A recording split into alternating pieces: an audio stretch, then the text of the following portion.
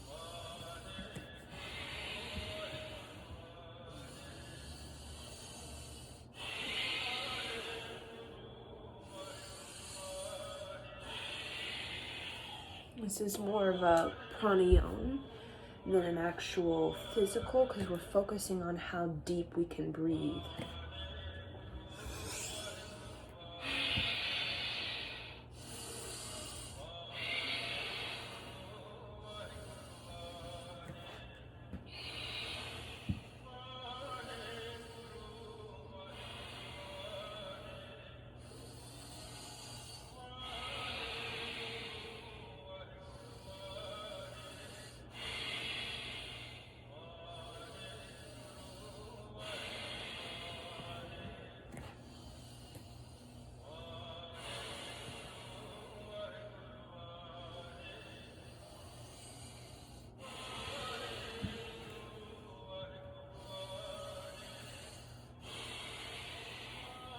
So you should feel breath very powerful moving through. You feel like electricity tingles.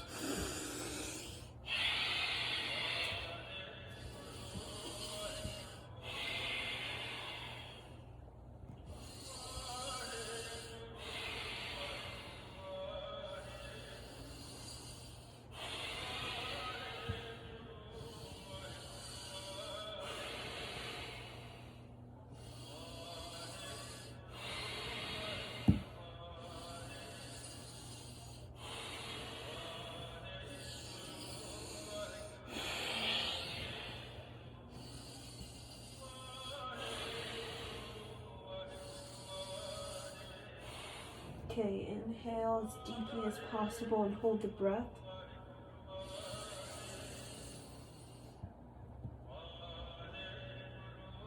Exhale. And then come right onto your knees. You can bring your blanket underneath your bottom, between your bottom and your heels. And just feel that breath. You're breathing deep, bringing a lot of prana into the system. So now what we're going to do is seated on our knees. What you're going to do, interlace the fingers, kind of place them on top of your head. And you're going to twist. And then come up.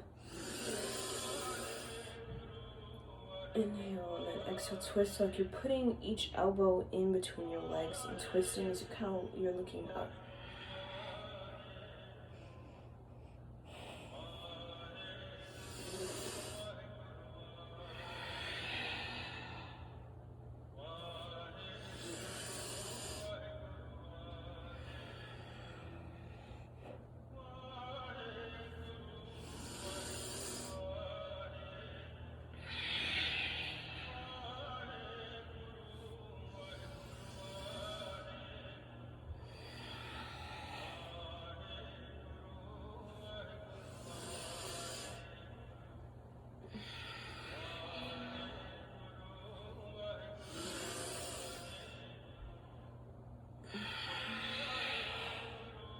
You really want to stretch, twist, press, twist up.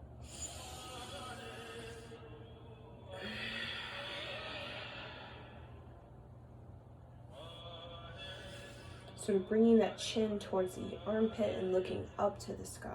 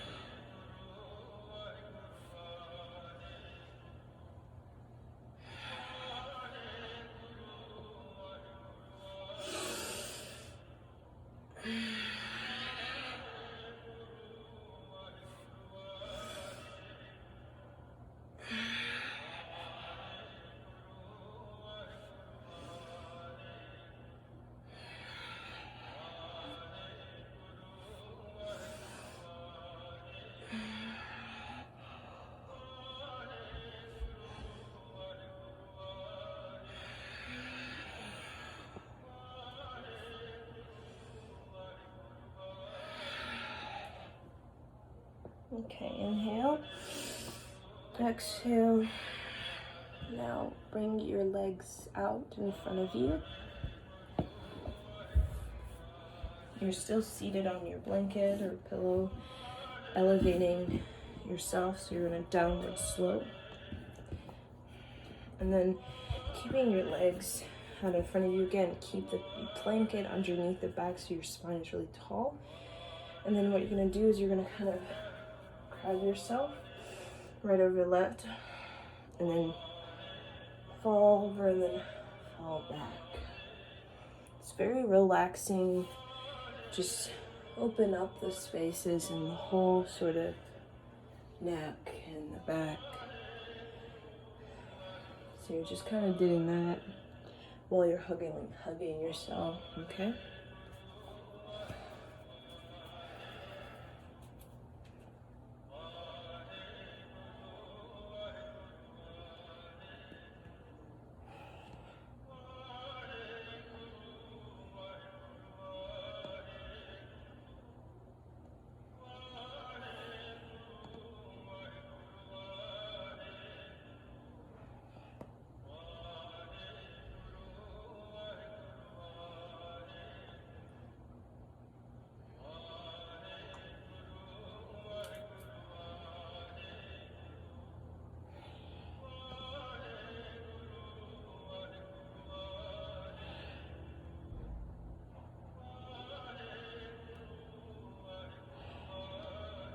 Just breathe very deeply.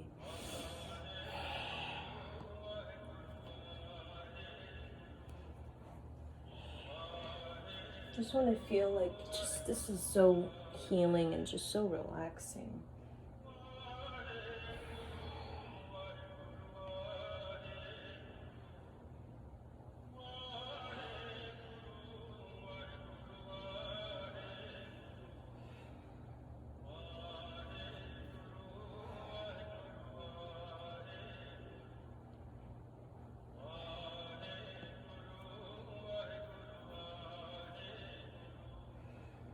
Okay, inhale up.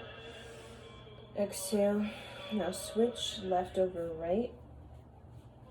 Grab the shoulders. You're hugging yourself and it's like really up here. And then you're going to twist the other direction. So we were twisting counterclockwise. Now we're twisting clockwise.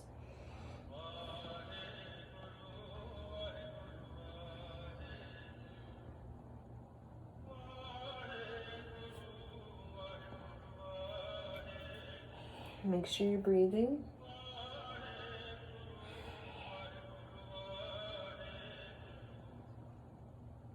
You may feel kind of something, motions. You're working with the thyroid. Let yourself feel those emotions.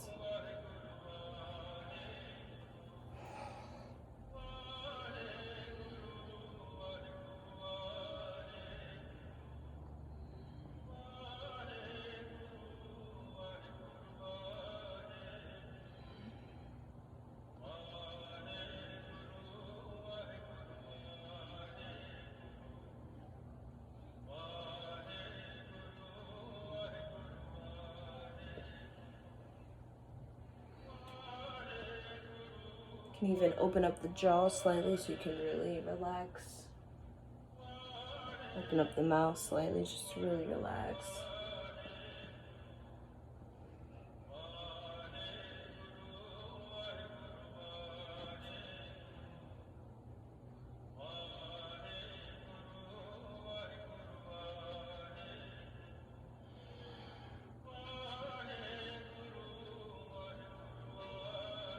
Okay, inhale, straight spine. Exhale. After doing that, I feel a little bit, woo. Okay, so now we're gonna have our legs open, wide. You can still be seated on your pillow. So keep the legs wide in a wide V position, right? So you can kind of squeeze your butt cheeks up and off the ground as you kind of feel more able to fold, right? So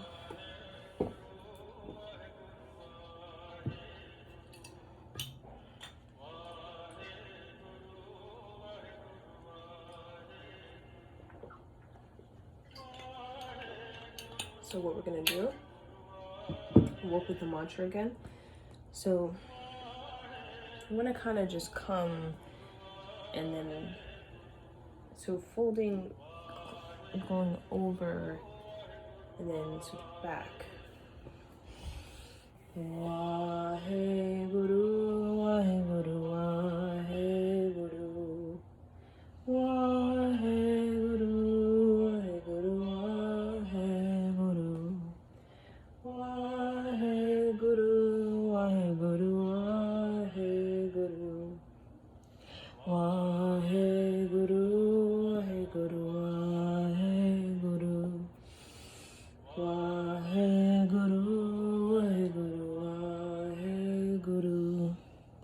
Waheguru, Waheguru, Waheguru. Waheguru, Waheguru, Waheguru. Waheguru, Waheguru, Waheguru. Waheguru, Waheguru, Waheguru. Waheguru, Waheguru. Going forward, but also coming back. I'm just sort of grabbing around the knee. Hey Guru, hey Guru, hey Guru. Hey Guru, hey Guru, hey Guru. Hey Guru, hey Guru, hey Guru. Hey Guru, hey Guru, hey Guru. Waheguru, Waheguru, Waheguru. Waheguru, Waheguru, Waheguru. Make sure you come back. Guru, Waheguru, Waheguru. And then other way. Guru, Waheguru, Waheguru. Waheguru. Waheguru, Waheguru, Waheguru, Waheguru. Come back. So really pull back. Waheguru, Waheguru, Waheguru, Waheguru. Waheguru, Waheguru, Waheguru. Waheguru, Waheguru, Waheguru.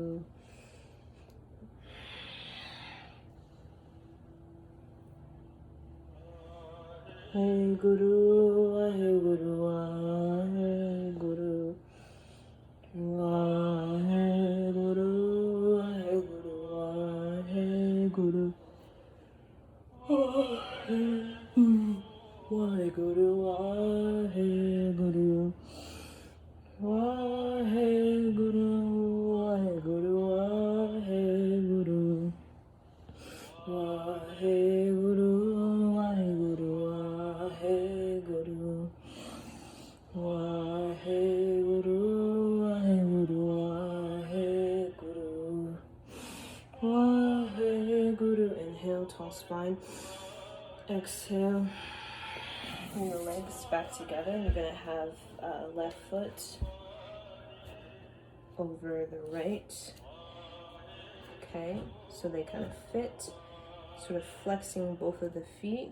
Right, so the fit right on top, stacked up on top of each other. When you look in your legs, you see this triangle. And I have the pillow underneath my bottom so that I'm elevated in a downward slope position. And then, so we have left over right. So just feel that comfortable, right? And then just begin to go side to side.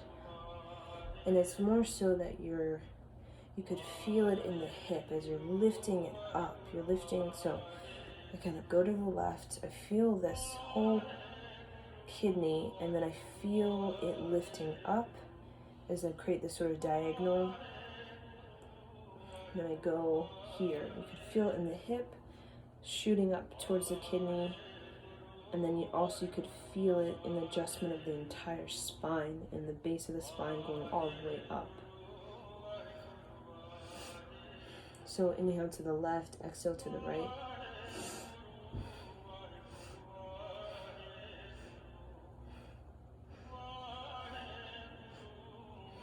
We're just creating some warmth in the sort of hip area.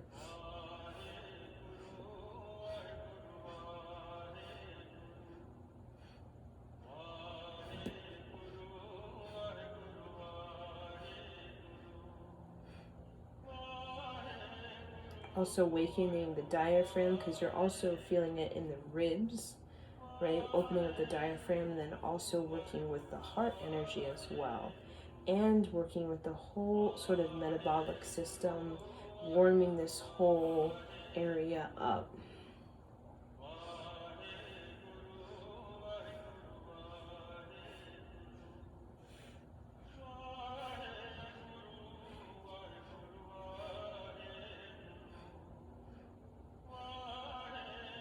You can feel it in the spine, right? You can kind of even place the hands in the back and just kind of feel the lower back, how it's moving side to side.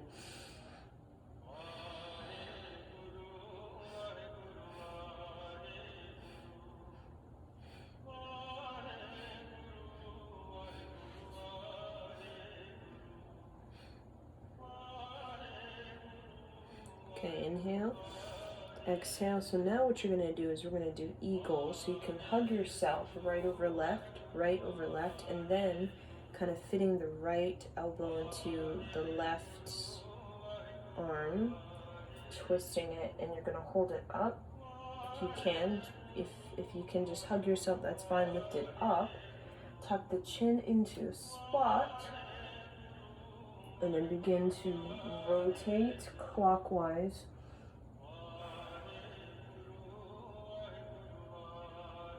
And you're lifting up and sort of back bending.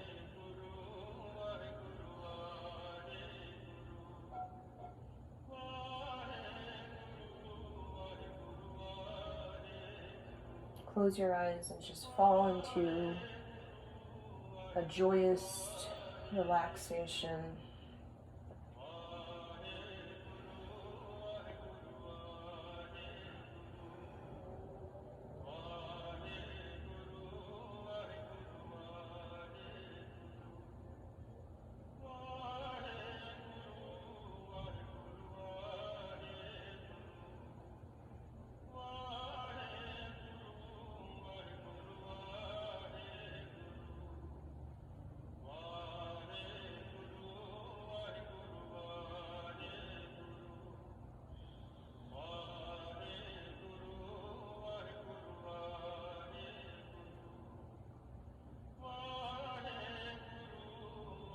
So lifting up, sort of back bending, a slight back bend. Okay, then inhale up. Hold the breath, squeeze up and in, press the tongue on the roof of the mouth. Exhale. And then just kind of lift it up, and then lift the other leg up. So roll over to the left, you can feel, right? You're not lifting to the point where you fall over, and then just lift the left leg up. And then, so just rock and roll side to side, and then feel that in the left hip.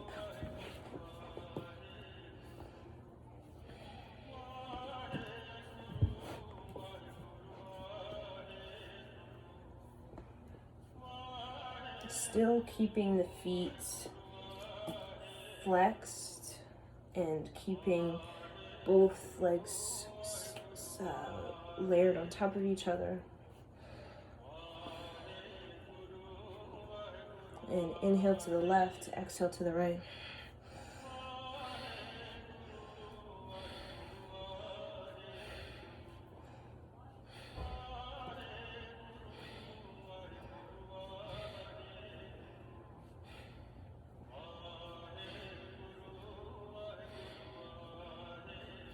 And then inhale, exhale, Bring the legs just straight out. And then just fold over for a moment. And then inhale, exhale, inhale, exhale, inhale, exhale.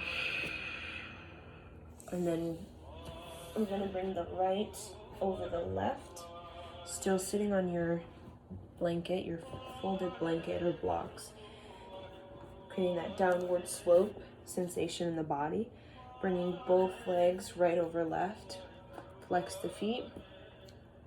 You look down and you see a triangle. Okay, so just the legs. Okay, and then we're gonna go side to side again, and inhale to the left, exhale to the right. And what you're doing is you're sort of chiropractic the spine. Equalizing the spine through going side to side like this, awakening the digestive system, awakening the diaphragm, awakening the ribs, as well as awakening the creating heat in the hips.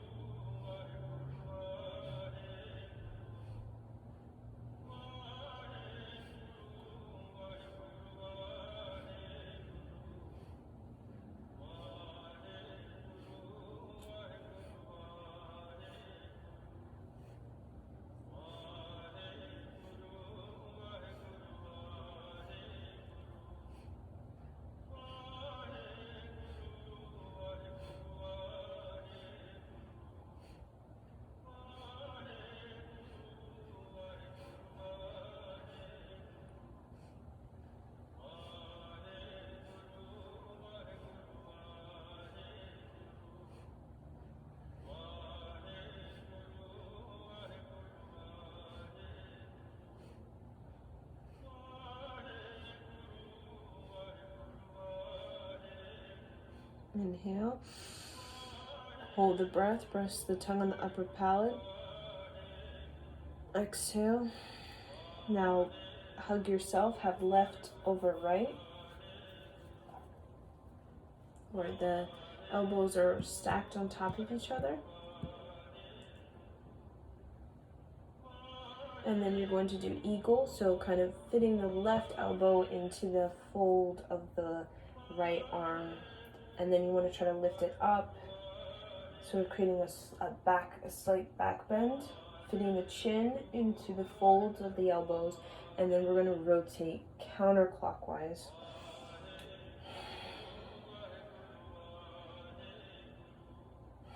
And just breathe long and deep.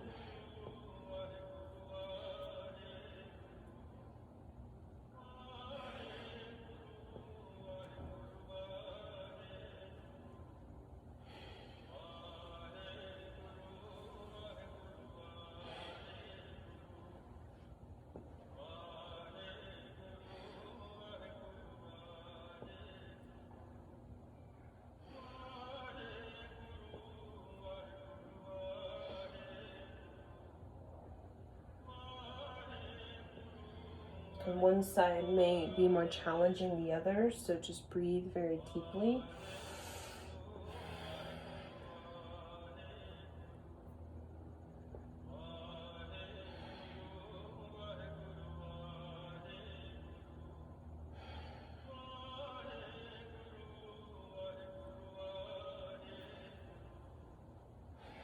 You're working on your resilience. When you feel the resistance to keep going, focus on the resilience and the relaxation you earn through your sort of success and doing the best you can.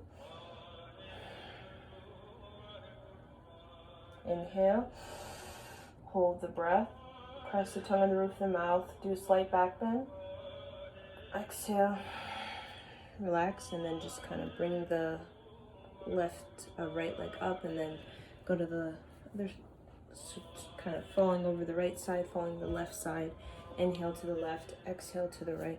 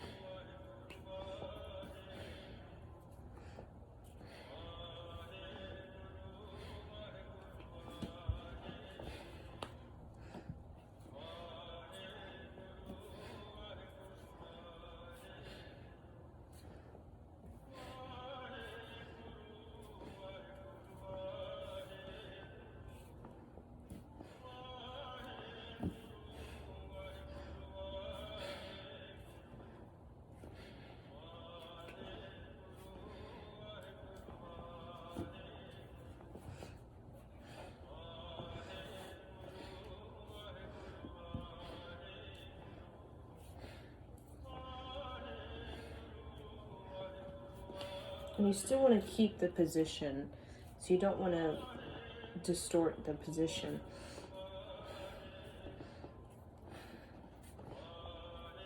Inhale, exhale, have the leg straight and just reach over the heart towards the knees. Inhale, exhale, inhale, exhale, inhale.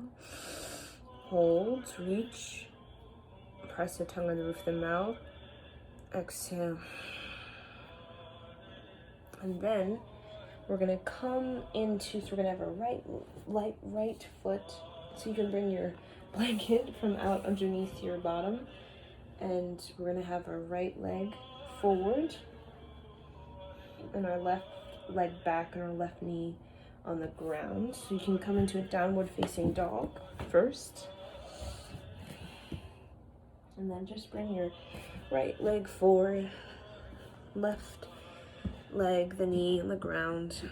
And then you want to bring the leg out so that it's facing away, or facing, if you need to, you can even put a pillow underneath your knee to make it more comfortable.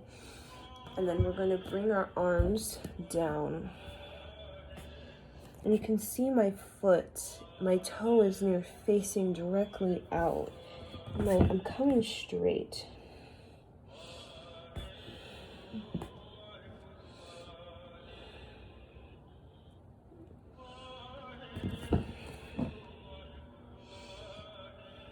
And I'm just gonna come, just go slightly around, side to side, a little movement.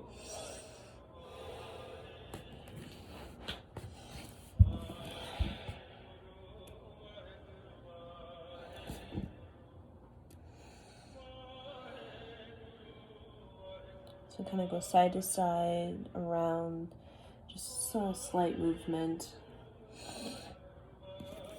And you see my foot is near coming straight out, twisting the ankle. So this is parallel, knees parallel, and then when you come out, your knees out to the side, which gets a deeper opening of the hip. Breathe long and deep.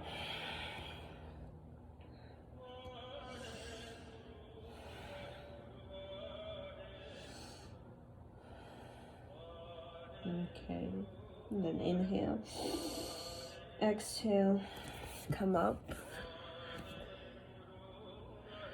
and then come back onto both knees, and then just take a moment into in child's pose.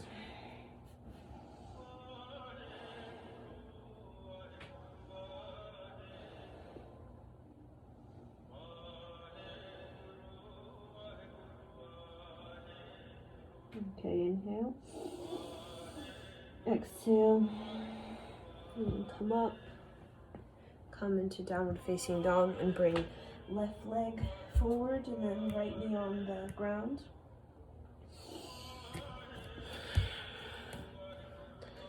can bring your blanket, and then bring that left leg so the knee is parallel, and then you bring it out, twisting the foot, the toe, the knee is out. Then bring your forearms directly on the ground and just go side to side, around, side to side.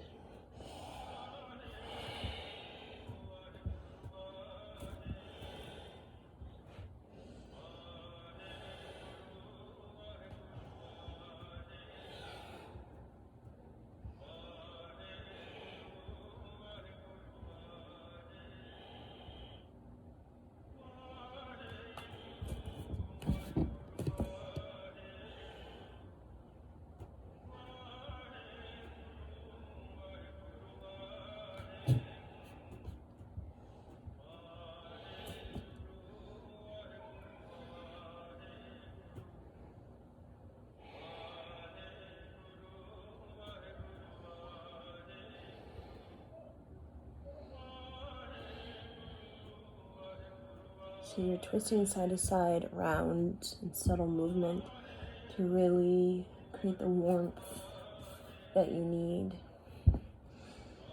to really hold the pose. Okay, and inhale. Exhale, come up. Inhale. Exhale, come up. Bring the knee parallel again. And then come back onto both knees. Come into child's pose, bring the head to the earth.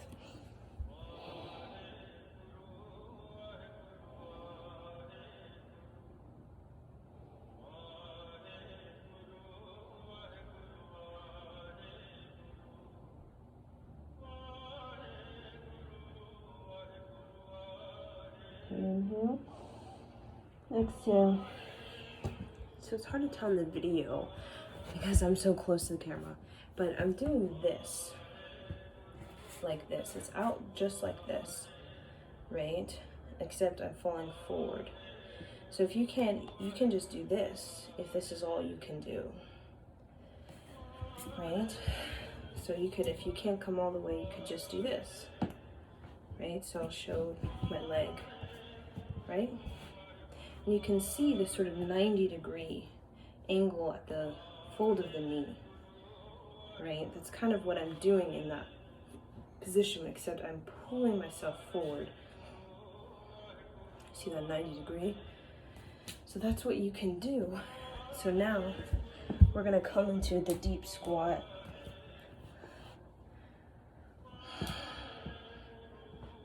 Just have your hands in prayer and just kind of lift up. This is a great posture to practice, especially for women. I mean, men as well, but especially for women, because we're meant to have open hips. The more heat we have in our hips, the more creativity we can move through the body as a woman.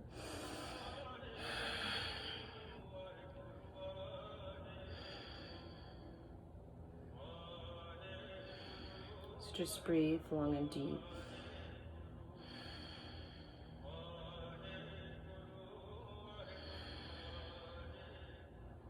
It's also a good posture to do on your menstrual cycle if you're a woman.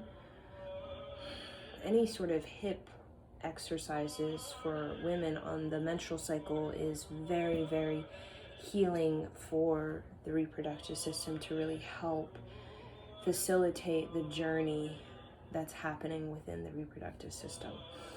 And this is a really great posture to do. And naturally, with the fire of the reproductive system, the menstrual cycle, the hips will feel very warm naturally. Like there'll be a sense of warmth. It actually may even feel easier to really open up the hips during your menstrual cycle. And men have a natural, more linear, sort of parallel, right? The legs are not parallel, they're out, right? Well, men, they have more of this kind of parallel type of hip, while women, we have more of a rotating, spherical nature to the hips, right? They can take on many different sort of positions, right? Because we have to give birth. So our hips cannot just be parallel like this. They have to have an ability to open up and take other spherical positions. Okay, inhale. Hold up. Press the tongue on the roof of the mouth. Squeeze up and in. Feel the spine from the perineum all the way to the top of the head. Down into the earth star, up into the soul star. Exhale. Inhale again. Connect with the earth star deep in the earth. Come up, shoot it through the perineum, up the spine. Feel it shooting out the top of the head to the soul star, back down, and then feel it integrating at the heart. Exhale. Inhale. Then focus on the tongue, pressing the roof of the mouth, connecting to the pituitary gland, supporting the secretion of the entire endocrine system. Exhale. And then just come onto your back. And we're gonna lift up one leg. We're gonna lift up the other leg. So you can bring your blanket and underneath your bottom to support your lower back if you need the extra support. So we're gonna lift up the left leg first. And we'll use the mantra again. Okay.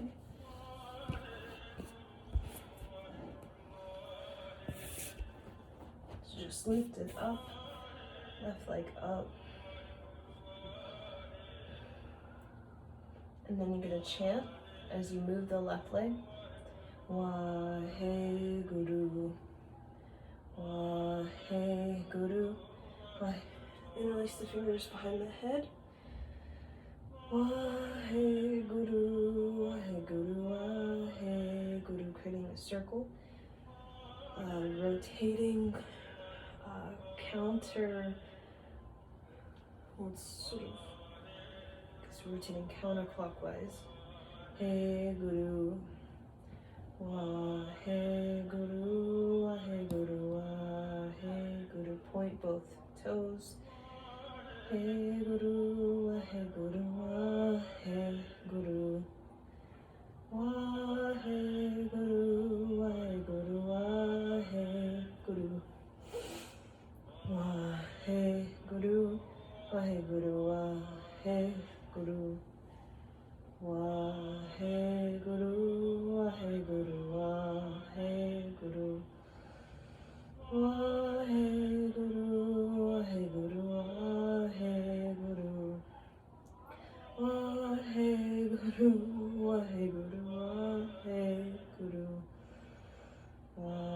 Waheguru, Waheguru, Waheguru.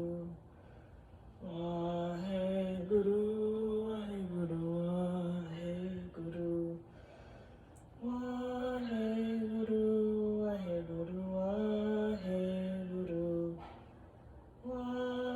Waheguru, Waheguru, Waheguru. Waheguru, Waheguru, Waheguru. Waheguru, Waheguru, Waheguru. Waheguru, Waheguru, Waheguru. Waheguru, Waheguru, Waheguru. Inhale, stretch. Let the legs shake. Really point both feet. Stretch both feet. Bring the foot up. Both feet are up. Both feet are up. Pointing like someone's pulling your legs. Press the tongue on the roof of the mouth. Exhale. Bring the left leg down. Bring the right leg up. And then clockwise, rotate. Waheguru, Waheguru, Waheguru. Waheguru, Waheguru, Waheguru. Waheguru, Waheguru, Waheguru. Waheguru, Waheguru, Waheguru. Waheguru, Waheguru.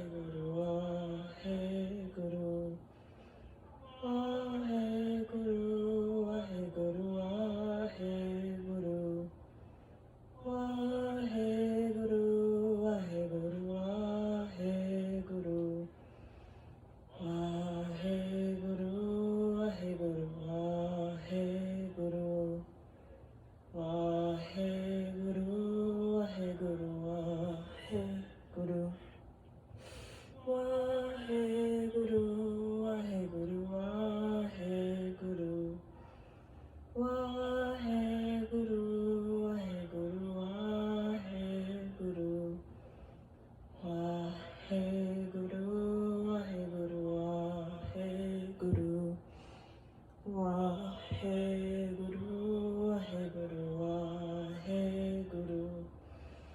Waheguru, Waheguru, Waheguru.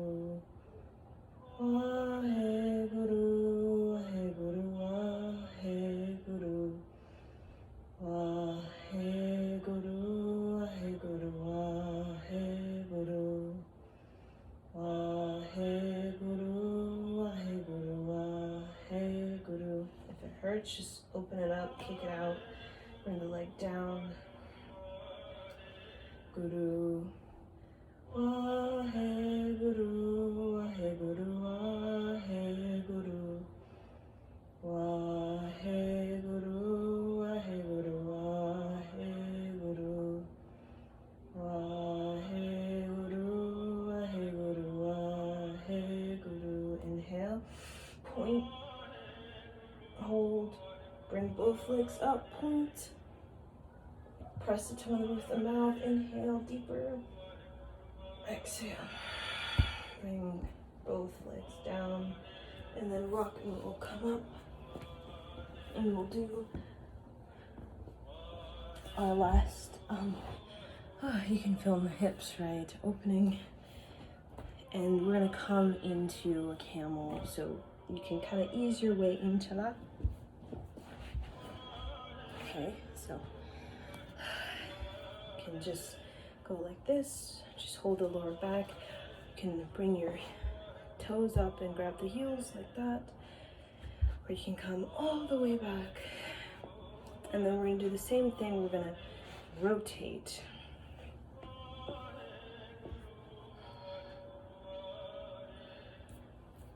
So you can rotate counterclockwise and then clockwise, right? Trying both sort of rotations, and you'll feel it definitely even more intensely.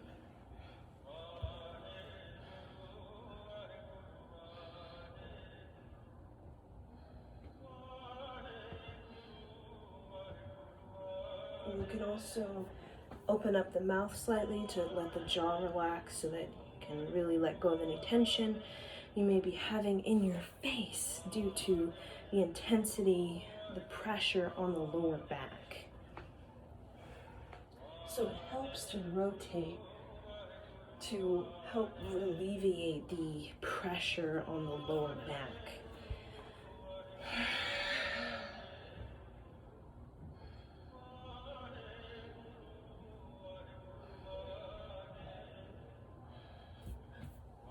Many times when I do this too, you may feel like a scratching right here in this area, this whole lower abdominal area. You're gonna feel scratching even in the kidneys, right? You start to feel that scratching because you're helping to relax and release any of that tension you may have in the kidneys, right? Even in the reproductive system, this whole area holds a lot of tension for a lot of people. So just move it out.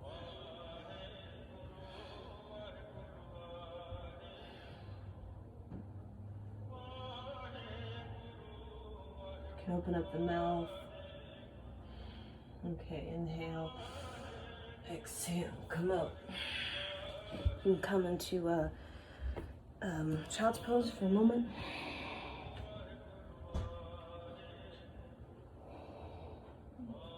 Inhale, exhale, come back into a camel. If it's vigorous, just take your time. You can try different variations to help yourself.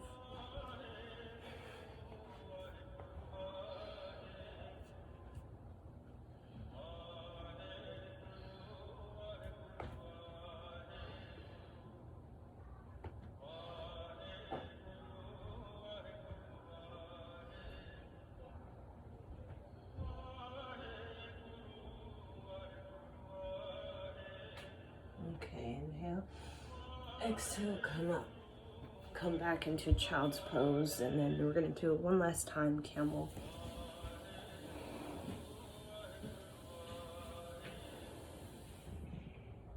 Inhale, exhale, come back up. This is the last thing we're doing, so we're Almost there. Rotate around. It's less time.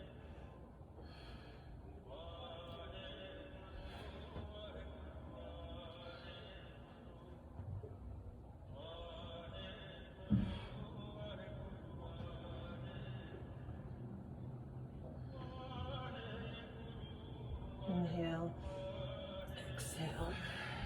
Come back into child's pose. Inhale, exhale, and then just come back into a seated posture. Okay, you can bring your pillow underneath your bottom so that you're again elevated and on a downward slope. Gives you the sensation of you're opening up to life rather than contracting. You're opening up instead of closing off to the experiences and sensations of life. So now, inhale deep, exhale long. We're going to use a mantra. This mantra, we're going to connect with this mantra to help us to release the resistance we may have, turn our resistance into resilience, then our resilience into relaxation, restfulness, and then into renaissance. Usually the renaissance is developed in a deep, we can call it theta state, an even deeper state, the meditative mind, the neutral mind, where we really unlock these kind of powers of our ability to be creative in ways. The sort of pure creativity, we're talking about the Renaissance energy. It doesn't come from the noise. It doesn't come from the sort of resistance state. It actually comes from the deep relaxation state and the deep, we can call surrender state, but the deep like flow state where you're flowing with your emotions and you're flowing with your thoughts and you're flowing with your body and you're really following your heart. That's the thing, you know, it's about the real pure creativity, the Renaissance. You know, talking to Nikola Tesla, Da Vinci, or Einstein, or these people part of major Renaissance, major movement of creative sort of exalted sensation on this planet. A lot of them, I'm sure you talk to them, everything was following of the heart. They were led to all geographic regions. They were led to people. They were led to teachers. They were led to even sacred sites, right? It was following of that heart, that sort of, that desire for the heart to exalt itself, to the heart to initiate itself, you know, to activate the sort of the blood and the sort of harmony with the heart, right? And a lot of this Renaissance, it has to do with harmonies with your heart. So this mantra helps us to create the harmony within our own heart so that we can really relax into our challenges. It doesn't have to be such a like harsh like attack. Like we don't have to attack ourselves, right, during the resistance. It helps us to have harmony with our heart so that we can really move through our resistance with a sense of fluidity rather than this kind of aggression, this kind of ego clamping onto our fears. So just bring your hands into your lap, right over left, called Venus lock, right? So have left thumb over the right, left thumb on the right fleshy mound of the right thumb, the fleshy mound of the right thumb. So just hold it here at the navel, close the eyes, and you're just going to chant.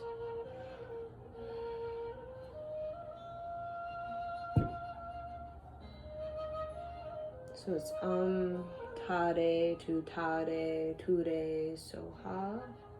Just listen and mimic the sounds if you don't know. Tare tu tare ture soha.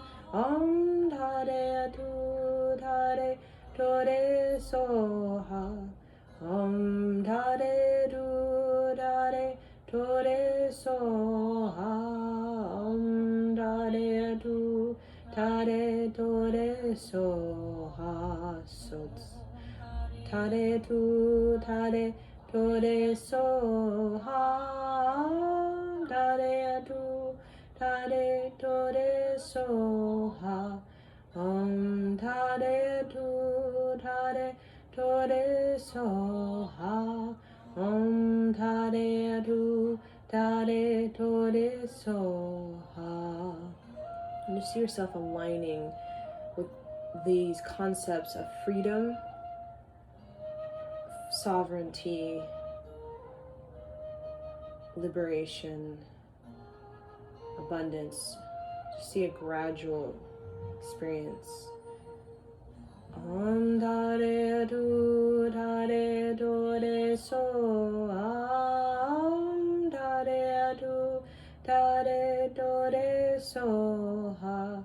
Om tare tu tare tore soha. Om tare tu tare tore soha. Om tare tu tare tore soha. Om tare tu tare tore soha. Om tare tu tare tore soha. Om tare tu tare tore soha. Also focus on your imagination, your vision, and just really entrance yourself by the wonder of successfully moving into your expansion with a kind of gut, a kind of character. Om tare tu tare tore soha. Om tare tu tare tore soha. Om tare tu tare tore soha. Om tare tu tare tore soha. Om tare tu tare tore soha. Om tare tu tare tore soha. Om tare tu tare tore soha.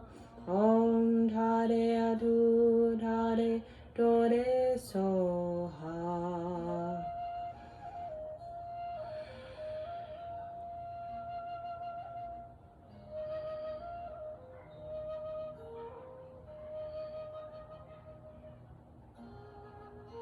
Just really drop into your expansion. Om tare tu tare tore soha. Om tare tu tare tore soha. Om tare tu tare tore soha. Om tare tu tare tore soha. Om tare tu tare tore soha. Om tare tu tare tore soha. Om tare tu tare tore soha. Om tare tu tare tore soha. Really take it in, the expansion, and you're creating the caliber to be able to handle the kind of electrifying experiences to awaken your energy. Om tare tu tare tore soha. Om tare tu tare tore soha. Om tare tu tare tore soha. Om tare tu tare tore soha. Om tare tu tare tore soha. Om tare tu tare tore soha. Om tare tu tare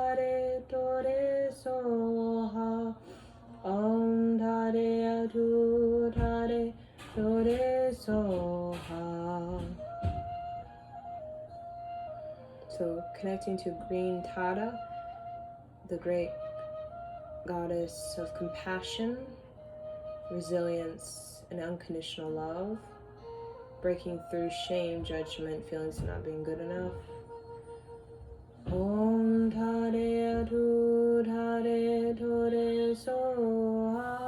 Om Tare Tu Tare Tore Soha. Om Tare Tu Tare Tore Soha. Om Tare Tu Tare Tore Soha. Om Tare Tu Tare Tore Soha. Om Tare Tu Tare Tore Soha. Om Tare Tu Tare Tore Soha. Om Tare Tu Tare Tore Soha. And just go deeper with the breath. Just really feel the relaxation, feel deep surrender to your heart, to the opening, the blooming poetry of the heart. Om Tare Tu Tare Tore Soha. Om Tare Tu Tare Tore Soha. Om Tare Tu Tare Tore Soha. Om Tare Tu Tare Tore Soha. Om Tare Tu Tare Tore Soha. Om Tare Tu Tare Tore Soha. Om Tare Tu Tare Tore Soha.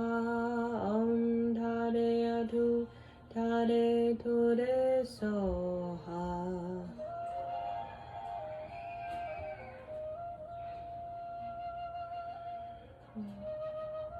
Just feel like you accept yourself and the creativity that is so original in you. Om Tare Tu Tare Tore Soha. Om Tare Tu Tare Tore Soha. Om Tare Tu Tare Tore Soha. Om Tare Tu Tare Tore Soha.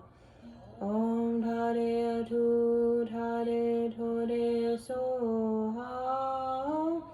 Tare Tu Tare Tore Soha.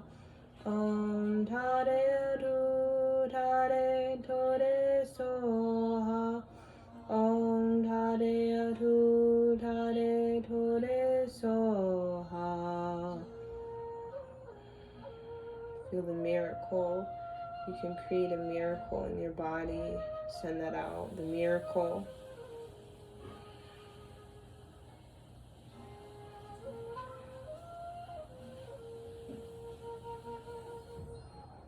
Om Tare Tu Tare Tore Soha. Om Tare Tu Tare Tore Soha. Om Tare Tu Tare Tore Soha. Om Tare Tu Tare Tore Soha. Om Tare Tu Tare Tore Soha. Om Tare Tu Tare Tore Soha. Om Tare Tu Tare Tore Soha. Om Tare Tu Tare Tore Soha.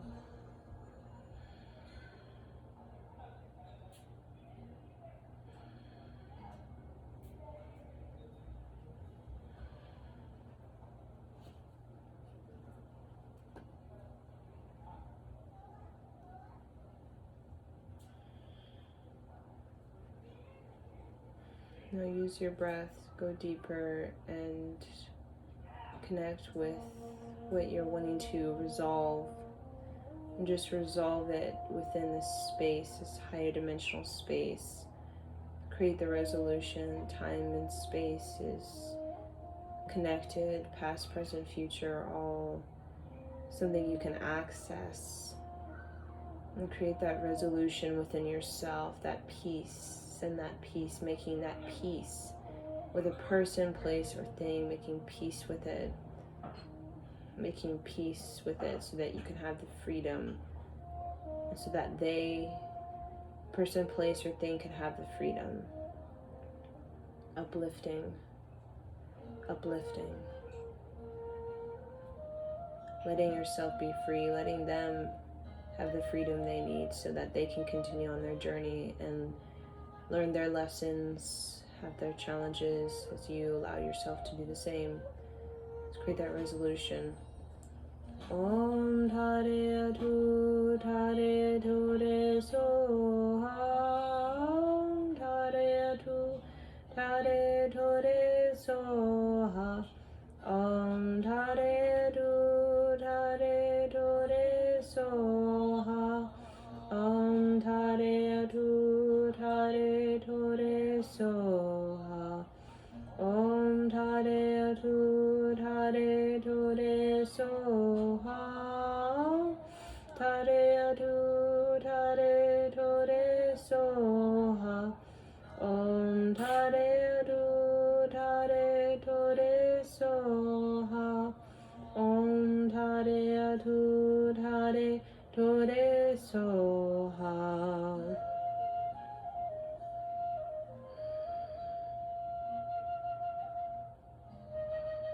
Create the resolution that helps you to release the resistance to fully opening and accepting your destiny. Om Tare Tu Tare Tu Re Soha. Om Tare Tu Tare Tu Re Soha. Om Tare Tu Tare Tu Re Soha. Om Tare Tu Tare Tu Re Soha.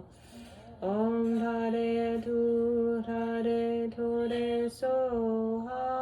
Om Tare Tu Tare Tu Re Soha. Om Tare Tu Tare Tu Re Soha. Om Tare Tu Tare Tu Re Soha.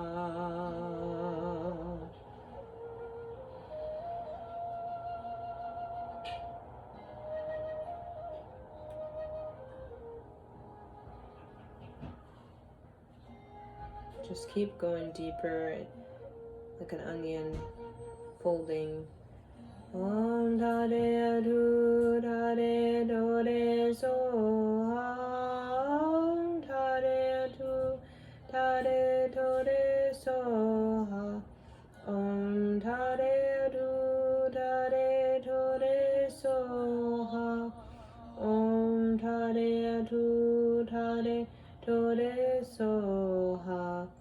Om Tare Tu Tare Tu Re Soha. Om Tare Tu Tare Tu Re Soha. Om Tare Tu Tare Tu Re Soha. Om Tare Tu Tare Tu Re Soha. Make total peace. Experience that. Have a sensation of total peace. Make it happen so you know how to return back to this state whenever you need to. Om Tare Tu Tare Tu Re Soha. Om Tare Tu Tare Tu Re Soha.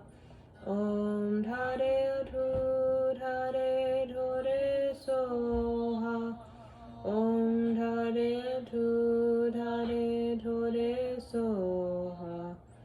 Om Tare Tu Tare Tu Re Soha.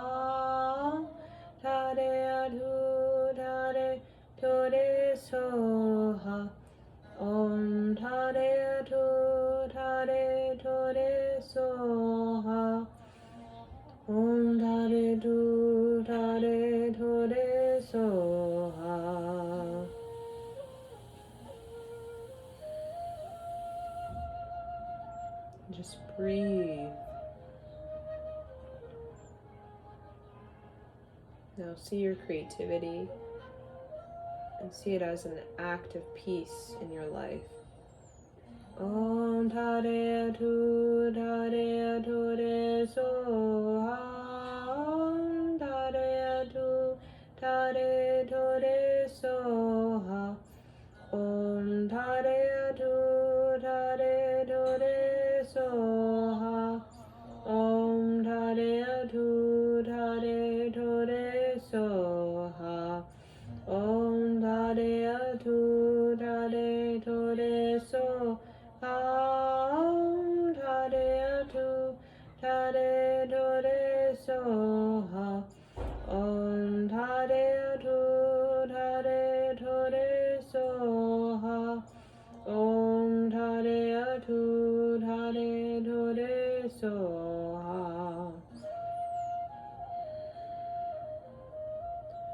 The deeper you go, the more you heal and repair and balance within you.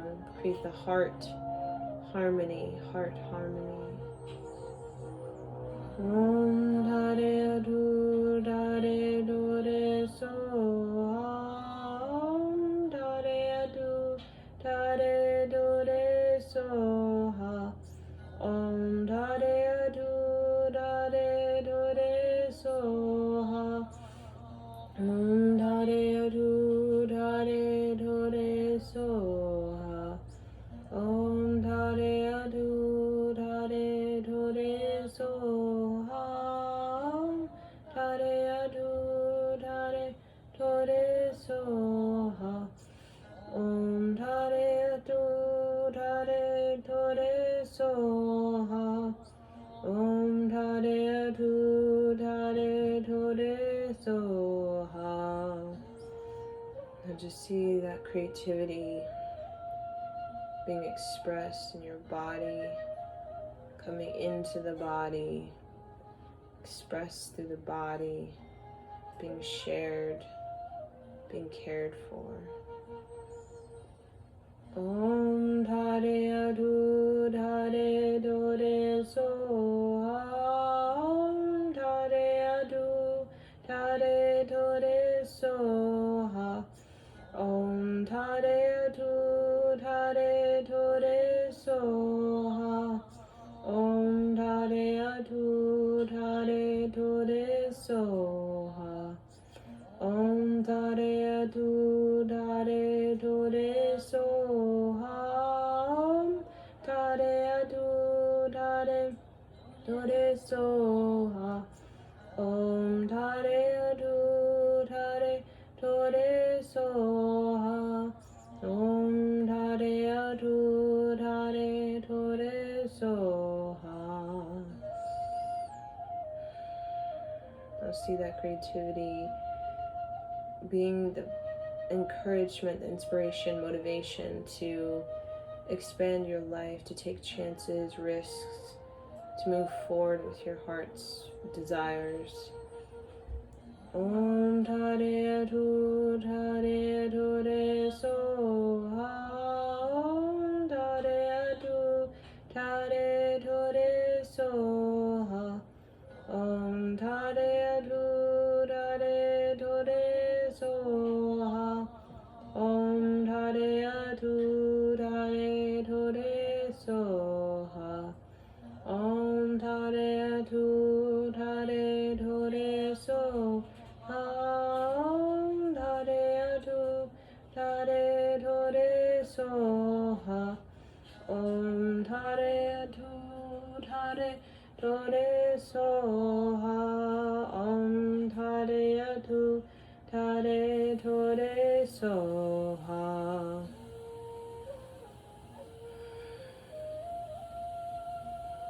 And you'll see the resistance relaxing completely into the harmony of the heart, trusting that.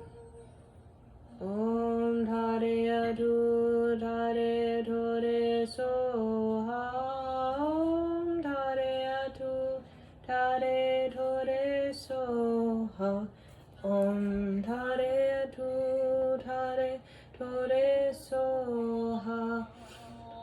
Dhare Atu Dhare Tore Soha. Om Dhare Atu Dhare Tore Soha. Om Dhare Atu Dhare Tore Soha. Om Dhare Atu Dhare Tore Soha. Om Dhare Atu Dhare Tore Soha.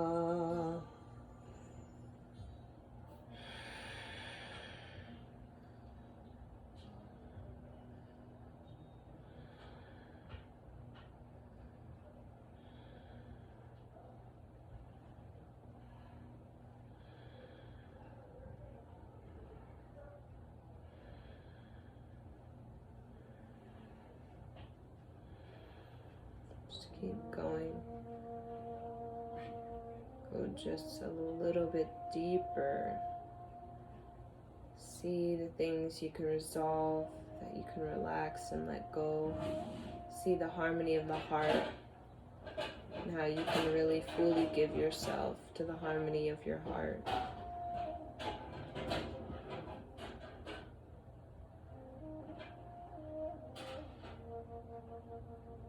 See now the white light of the flame of the heart, the white flame of the heart. Focus on the white flame of the heart. Focus on the white flame of the heart. And just go deeper. See the white flame of the heart. Focus on the white candle, the white candle, white flame of the heart. Om Dhare Atu Dhare Dore Soha. Om Dhare Atu Dhare Dore Soha. Om Dhare Atu Dhare Dore Soha. Om Dhare Atu Dhare Dore Soha. Om Dhare Atu Dhare Dore Soha. Om Dhare Atu Dhare Dore Soha. Om Dhare Atu Dhare Dore Soha. Om Dhare Atu Dhare Dore Soha. Now put into the white flame anything the resistance, the fear, the doubts, the separation, anxiety. Put it in there, let it burn. Om Dhare Atu Dhare Dore Soha. Om Dhare Atu Dhare Dore Soha. Om Dhare Atu Dhare Dore Soha. Om Dhare Atu Dhare Dore Soha. Om Dhare Atu Dhare Dore Soha. Om Dhare Atu Dhare Dore Soha.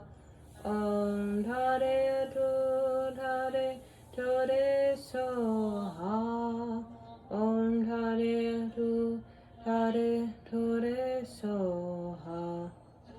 Now inhale and let that whole white flame consume you, engulf you, and then see the blue, the royal blue, the outer field of you, the gold, the akasha, the gold healing the Sachik record, and see the green of the heart emitting out, this pink energy emitting out.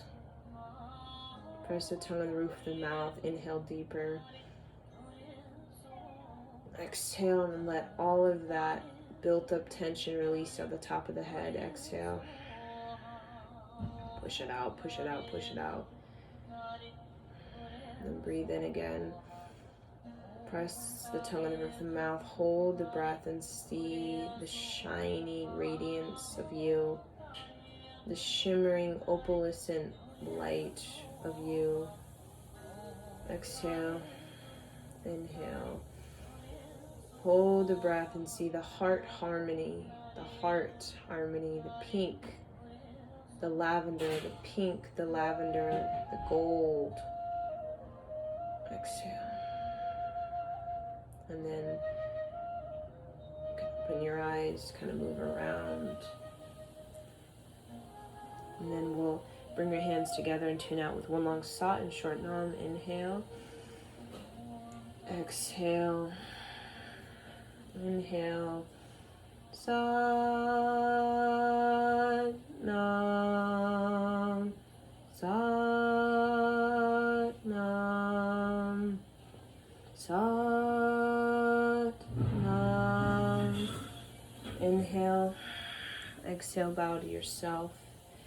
And just feel the kind of tenderness, the softness, the sort of openness you've created, the sort of fertility you've allowed yourself to expand your subtle body, your sensitive body. You've allowed yourself to awaken the radiant, the spiritual body.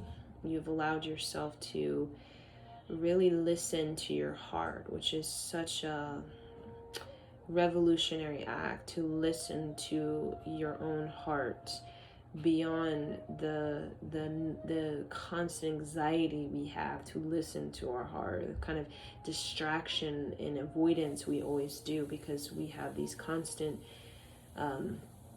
rattling thoughts that we cannot meet our destiny, that we cannot expand because of this, that, and the other. But we have to push through the resistance. We can't loop around.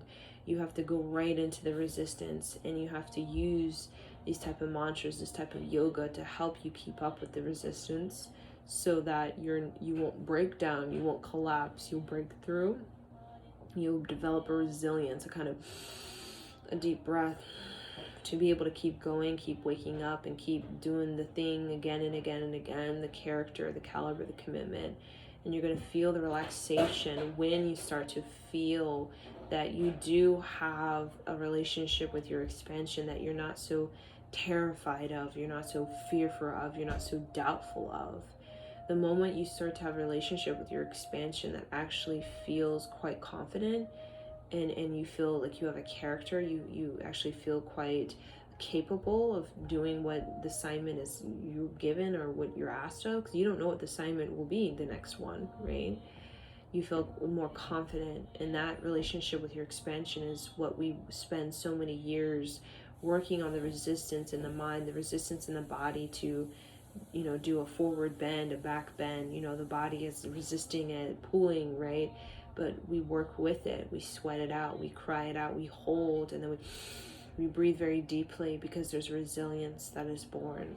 And then the relaxation in that character, that relationship with expansion, where we start to feel more confident in our ability to listen to our heart, and we start to trust our ability to manifest, instead of like fearful and doubtful and not even trying and just kind of hanging back and dragging on, and whatever these kinds of things that we do to we're afraid of the reaction of our society, reaction of parents, friends. But when we've built up a good response mechanism, an ability to respond, we feel confident in our response, we're not so easily collapsing by the reaction of whatever the resistance reactive to us, because we have this sort of character, we have this kind of resilience. So we're more relaxed, we're more cool than like anxiously, just kind of chaotically feeling that I can't do it, and the doubt and the fear, and that just creates more tension, and then creates more of this noisiness, right? We really need to create the relaxation in it, right? This sort of patience, just let it play out, and that creates this renaissance, right? Where you're saving your energy for the creativity, right? You're organizing your life for your creativity. Even if your creativity is subtle, if it's very expansive, or even if it's just a small little mom and pop shop type of sculptures in a window or something like that, there's a difference. The freedom that you gain through the creative destiny is really what the resistance, it's like what we're willing to keep going, striving for, right? And that when we build up that resilience, it does make all the difference when it comes to the amount of psychic information or universal laws or creation goddess language we can bring into our physical body. It's the amount of resilience shows to the universe that we want to participate, we want to have a relationship with our evolution, and that makes us very much available to these new things, these new concepts, these new terminologies such as prosperity, receptivity. We become more available to that because we're showing to the universe we have the resistance, yes, but we're able to move through it. We're not so afraid, intimidated, and anxious and avoiding it. We're actually able to move through it, right? And a lot of people can spend their whole life just avoiding the resistance because they're the reaction, and they're willing to just kind of drag it on and not really initiate themselves through it. But those who do, the renaissance in that experience is something that really liberates us and makes us feel really, it makes us feel the sensation of the goddess, the sensation of the divine, right? The femme consciousness. We feel quite in this sort of exalted sort of feeling of being in union with this sort of earth frequency, right? Even this mantra, just what we did chanting, meditating, it gives you that sense of completion, right? The Taoists talk about the completion. The Confucius talks about the completion, which, all really religions talk about the completion of your soul, the kind of soul journey completion. Like you could die in this moment and feel that kind of, information of the universe has been thoroughly kind of ignited within your core of your own self. Okay, so that the core of yourself is directly connected to the core of the universe. It's just a matter of fact of making that correlation and actually exercising that and practicing it enough so for us to actually be able to have a sort of experience and a kind of ability to actually connect the dots, because the connection is there. It's just we have to connect it. We have to connect the dots. We have to actually actively show up for these type of lessons and opportunities that are helping us to kind of learn how the energy system works within all things. But we have to have an ability to move and even fight through the resistance so that we can really gain something soulful, philosophical, meaningful, and something that has a sort of grit and sort of gut with this earth, a sort of voice of reason, sort of voice of freedom. So that's the kind of overall transmission from the earth, from the higher vibrations, from the light language, right? And the resistance, the dark energies, the fear, the doubt, the poverty, the I'm not good enough, the human condition can be very, very entrapping and keeps us in the resistance, but doesn't open up the resilience in us. But a lot of people, they realize it's the resilience in the resistance that creates this sort of momentum of building up the character required to actually make that movement, make that kind of stand invent your own renaissance if need be, right? So creatively in touch with the embodiment that you become undeniable, a command, a force to be reckoned with. That is what a renaissance is, a force to be reckoned with that cannot be denied. It cannot be removed. It's just a force to be recognized.